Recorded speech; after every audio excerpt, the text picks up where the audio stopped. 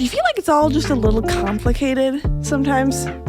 I get that way, where it's like, here's this self-help advice, and here's this, personal growth technique, and, here's how you become the main character of your life, and all of those things. And it's like, man, I just wanted to live with some peace. I want to love other people, and I want to follow God.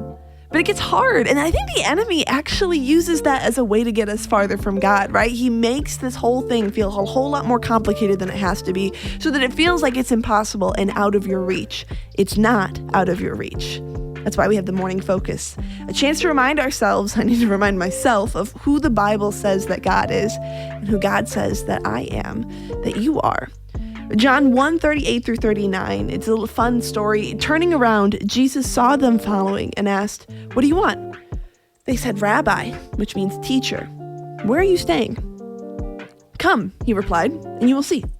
So they went and saw where he was staying, and they spent that day with him.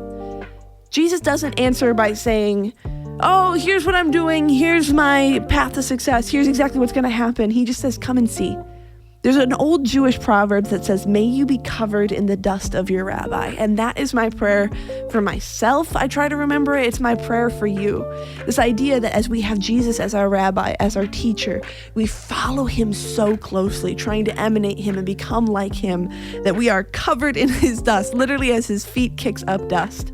This is why it's as simple as the enemy doesn't want us to think it is. Just being with Jesus, spending that time, carving out 5 minutes, 10 minutes, where you can, if 30, whatever it looks like for your schedule, to say, "Jesus, I just want to be with you.